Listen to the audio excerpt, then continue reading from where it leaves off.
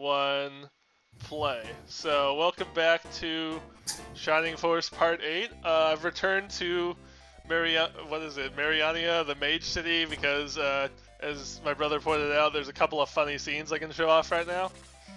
Oh, yeah. Let's see here.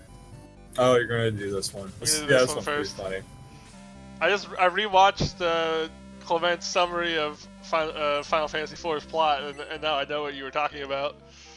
Yeah. Actually, since the last part, I have gotten Final Fantasy 4 and 6 from my computer. I played through all of 6, and now I'm just started on Final Fantasy 4 because I wanted to finally play it for myself instead of just after watching it. And nice. Yeah, they're pretty fun. I mean, I probably should have done Final Fantasy 4 and then 6, with like older game than new game, but I really enjoyed 6 actually. I don't know, have you played it?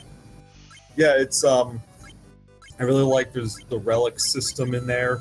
So I guess you saw his videos, and so there was jobs in 5, and you can make your characters knights or mages or whatever. Yeah. But in 6, there was those relics that give them a little boosts. So I could turn one character, the thief character I used, Locke, I turned him into a dual wielding badass. So he was just decking out the physical damage. What was your party? It was my preferred one was Terra, Celis, Locke, and Edgar.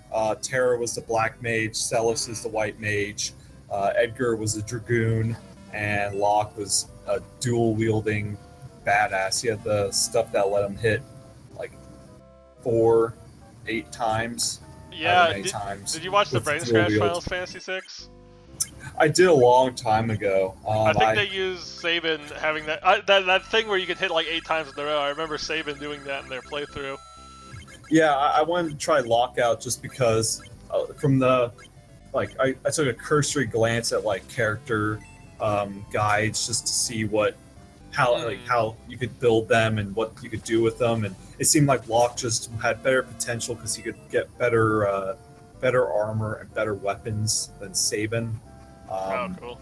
Yeah, no, Sabin definitely in the first half of the game he was just mowing everything down with his blitzes, but at the end, late game, once I had all the high-end weapons, Locke was doing pretty good damage.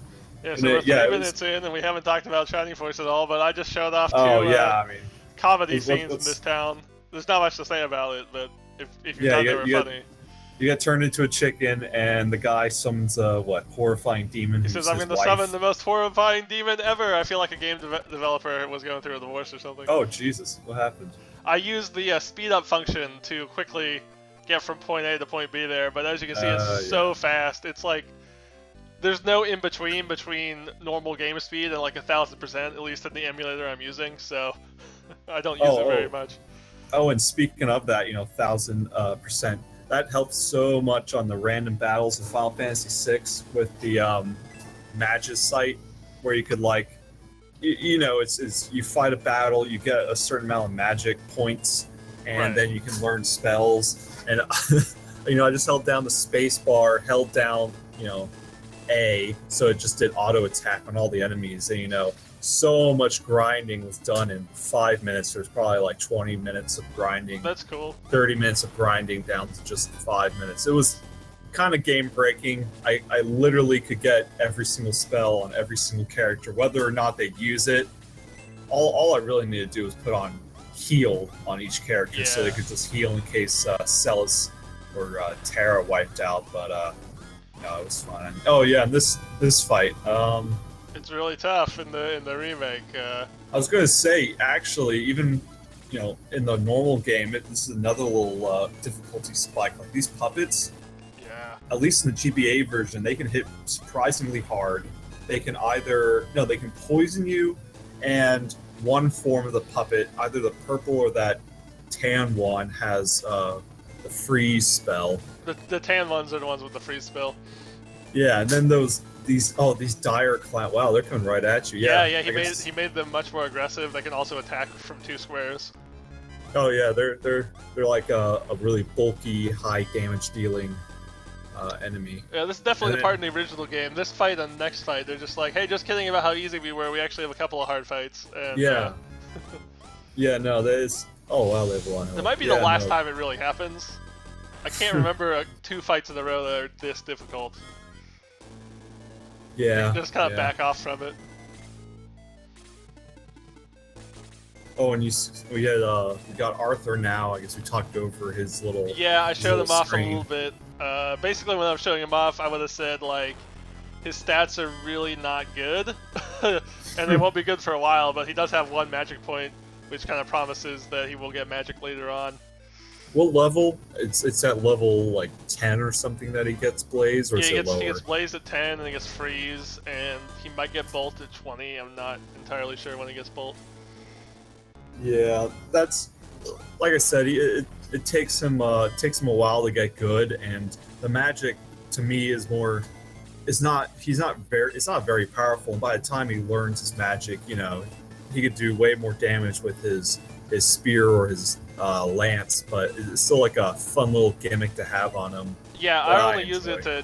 You mostly just use it to hit high evasion enemies, or if you're lucky, they'll be clustered. You can finish one off with Bolt and do like a little chip damage.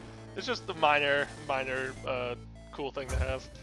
Yeah, and in the GBA game, what I always do is, there's like the ultimate spear weapon that you can hit from 1 and 2 spots away, and then there's a clear bonus Dragon Slayer lance. So I give the lance to Arthur, and that way he has ranged options with his magic, and I give the ultimate spear to whoever I'm using, whether it's Ernest. It's usually Ernest. Sometimes it's May, but usually it's Ernest.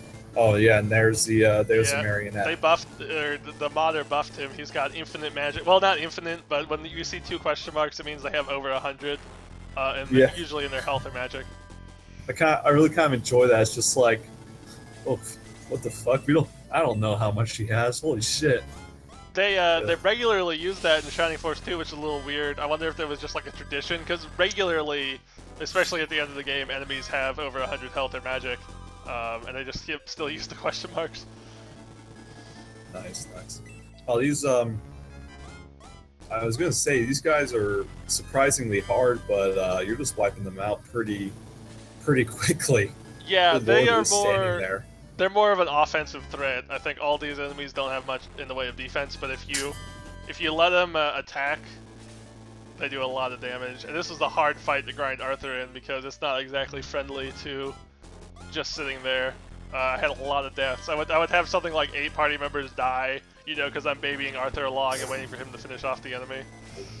It's pretty crazy. Oh yeah, in the GBA version, if I was playing New Game Plus and I had Moloch in his card, I could just make him move twice, give him 15 more defense, all that kind of stuff, and just let him take everything out by himself and survive a lot quicker.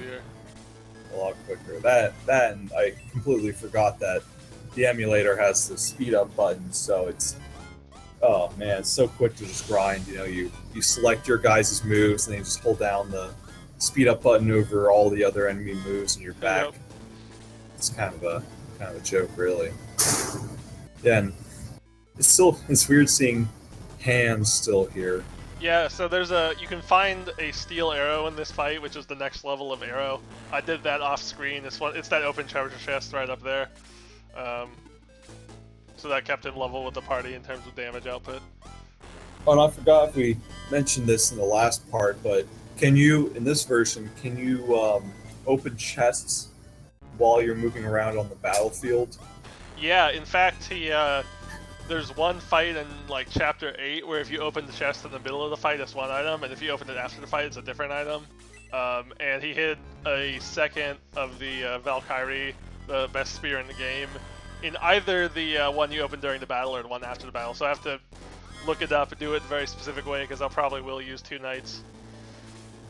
Oh, wait, so wait, you cut out there for a moment. What were you saying? I was saying, yeah, there's actually a choice of ultimate items later on in the game where if you get it during the battle, it might be the Valkyrie, but after the battle, it's going to be like the Atlas.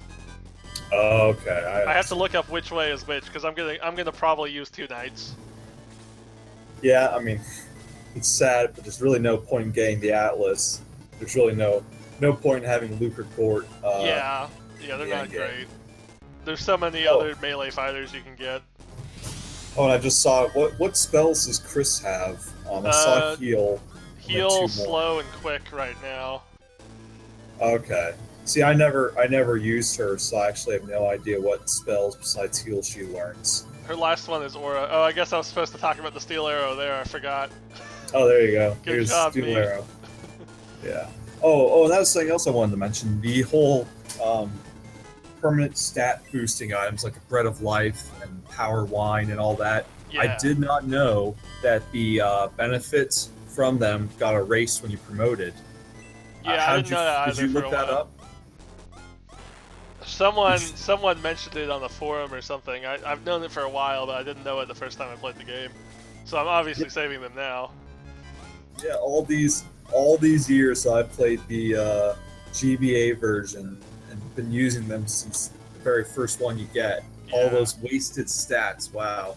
I would always use them on my hero. I mean, I guess you could, either use all the power-up ones on a weaker character to get them up to par with the others, or you could give them to the top damage dealer to even make his or her damage up higher. But I always just ended up using all the items on the hero. It makes sense. Yeah, if he dies, your whole party dies, so he needs to be like the strongest character you have. Yeah, and at the end game, he kind of. It's less in the GBA version. I don't remember about this version, but the end game he sort of kind of falls away from the rest because you've got characters who are the knights who are all about damage. You've got magic people who are all about these great multi spells, multi enemy hitting spells. But your hero's kind of not as much of a jack of all trades as like Gong is, but he's kind of got all right stats, everything. You know what I'm saying? Yeah, this version helps with that. You get the bolt spell, and you get enough magic to actually use it a few times. It's not as good as Supernova though. Oh yeah, no, Supernova game breaking. Everything's game breaking, but yeah, no, it just seems like at the end of the game your hero falls away. He's just not as good as the other characters are. You've got the ninja and the samurai if you want to do some real damage. You've got flying characters if you want maneuverability. You've got some tanks take hits. Your characters kind of has no real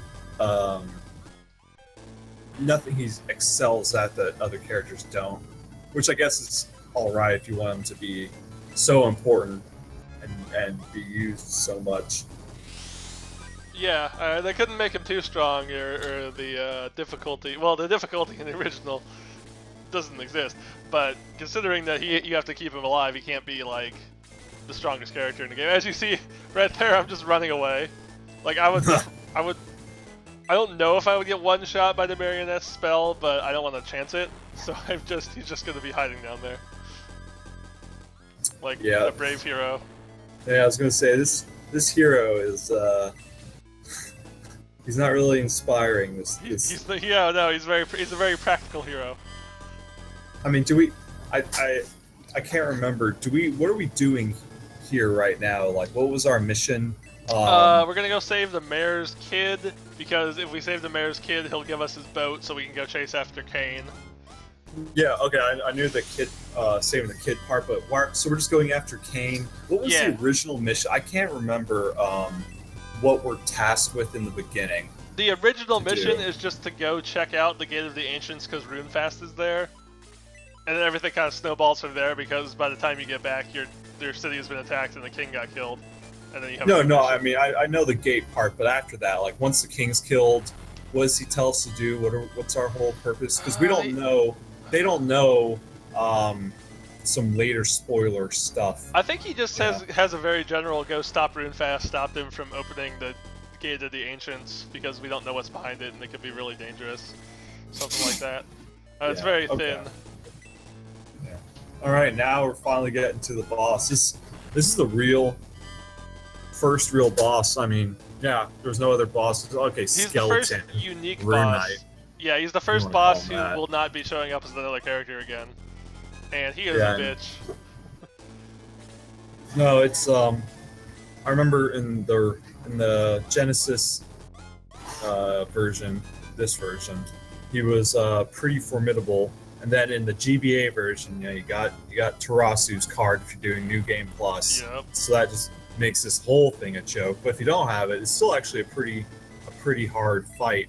And you were saying the level 3 spell in the GBA version, is that the single hitting, or is that the that's the AoE hitting spell, right? Well, in the GBA version, it's level 4. That's AoE hitting, and he has level 4 freeze. So his magic output is actually a little stronger in the remake, but your magical defenses are also much better because magic resistance exists. So well, that's true. That's true. Oh, and I think at this shop, I believe at this shop that they sell rings, really weak rings that are like what 2, maybe 5% magic resistance raising. But if you've got the funds, you could buy, I don't know, 3 of them, throw them on a character, and then you got your plus 15 magic resistance guy going at him, which will be a big help if you don't have Tarasu's card or shield. I forget which of the healers. Learn shield besides Tarasu. I mean, does Tarasu learn it? I think it's just Tarasu that learns shield. Oh, okay. Yeah. Well, because of that, this fight's it's pretty difficult. It's a couple of resets sometimes. Yeah, or at least a few character deaths. You can see a one-shot hands, and his spell did 21 damage, which is enough to one-shot most of the party. So I'm trying to spread out so he won't catch too many at a time. Yeah, yeah, and so I never use those debuff spells like slow. Some other ones later like elude. What do they do? What does slow do? Well, they rarely work, but slow will lower his speed and defense, which is useful by about 10. There's one called Muddle. I think they called it Elude in the GBA version. It just makes them like lower their accuracy, makes them so they don't hit you as hard. Or not that it doesn't debuff their damage, but it makes them less accurate. Then there's Sleep, which just puts them to sleep, which obviously they can't do anything. And I think those are the debuff spells. And then we also have Quick, which will boost our defenses and speed. I haven't used it yet, but I will later. I didn't know slow and quick affected your defense. They don't in the remake. They took that out, so they become much less useful.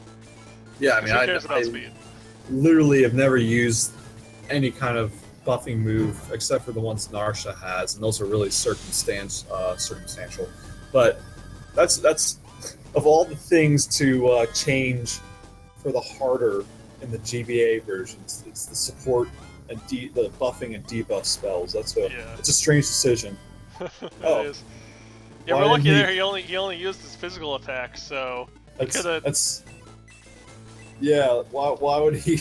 He has so much magic, and he could maybe have wiped you out there or the other character next to her, but nope. There's something about the mage AI. I've noticed it. When you get to melee range with them, sometimes they just get stupid and like start using their physical attack instead of casting. Well, done. Yep. Wasn't too hard. He did kill one character. We only lost hands, and that's not a big loss. So no. Nothing to worry about there. Oh, the kid was just chilling out there the whole time. Yeah. He could have left at any time. We had to go fight demon clowns and dolls and marionettes. Well, they probably would have stopped him if he tried to run out by himself. Thanks, kid. Well, he wasn't tied up or anything. He could have made a break for it, but maybe. Oh well. Yeah. Now, ordinarily in the base game you can't get this axe until the next town, so they give you like the steel arrow, they give you the next weapon a little early, which is cool because we got to upgrade Gord. Yeah, I was gonna say I don't remember there being a axe there, just a steel arrow and defense potion. Do they replace it with money? Or... Yeah, they replaced money with the weapon. I'd rather have the weapon. So. Yeah. The middle axe is all right. I mean, I guess I'm trying to think. Until you get the heat axe, is that middle axe just the best axe until then? Yeah, but he removed the heat axe drop. Unfortunately, well, fortunately for the balance of the game, in the original the heat axe is just completely broken and it always drops in this game, when an enemy has a droppable item, it'll drop every time. So and the heat axe was better than the axes until like chapter 7 or something. So your warriors just became game breaking. Yeah, I can't remember in the GBA version if it didn't drop every time. It was only a chance. Yeah, but there was a chance. Could you, if you had a lot of patience, could you just keep replaying it repeatedly and to get 2 of them if you wanted both Gort and Luke for whatever reason? Yeah, you could have. Yeah, and then something about the heat axe to mention. It has what, Fire 2? Yeah, Blaze 2. Yeah, Blaze 2. So it's one of the items that, like, does the speed ring have an effect in this game? Does it let you cast Egress? I'm not entirely sure. I know the power ring still has the effect. Okay, yeah. When you use the power ring, you can cast the boost spell, which raises attack. Yeah, and so in the GBA version of the speed ring, you can use it to cast Egress, which becomes useful later in the game. And the heat axe has Blaze 2 on it, so even if you weren't using warriors like I wasn't really, you can still throw it on a melee character in their items, and then have them just basically give them an AoE Blaze 2 anytime they wanted. And obviously you have to worry about the weapon getting broken, but you can always repair it if it gets cracked, because it's not a cursed item. But yeah, it's a useful trick. Just talked over, we saved the kid, went back to the mayor, got his boat, and then the chick burnt the boat. Those fire effects take so long to load. I was probably there for like 45 seconds. Like, I don't know why they did it that way. Good. So now that option's the only boat they have is broken. Now we have to what? If somehow this city-side town has only one boat. Yeah, this is a pretty creepy place. You know, look at this. Mm-hmm. So we have to go through this abbey to get through the mountains. So we're gonna have to take a land route. So they just added like 2 chapters of padding of us going through the land route to another harbor, which is more to the north of this continent. You never see like the world map in this version. They do it in the remake. There's 2 continents, so we're on the left side. Yeah, there's a west and east continent. They're both like tall, long, and I guess you start at the very bottom left, and you travel up and over and down. It's like I don't know, an N, like a lowercase n kind of. So we're gonna finish the game at the mirror of where we started in the other bottom of the other continent, and those are where the gates are. Yeah, which is we'll see why the world's shaped like that. I think it's pretty neat actually. I like it, but yeah, really weird. You're gonna go in the graveyard. They might not go into it in this version without the plot. How much of the plot got cut out? Yeah, so all these people basically are you get a little bit of it here, but they're all talking about like this is weird. People are saying how cold and I feel cold. I feel cold. The mud is so cold. They're all following you. It's pretty creepy. Am I alive or dead? It's a trap. It's a trap. Yours is better. Skeletons and ghouls and so here this we go. Is Dark Soul. This jester-looking guy is Dark Soul, and he's the general of what is he? Is he officially the general of the Runefast armies? Is that what he is? No. I think King Randamula, Ramad, whatever. Well, he's the king. He's the king, and I'm assuming because there's a general. Oh, part's over. Yeah, we'll get it. We'll continue this in the next part. I'm gonna cut this recording here.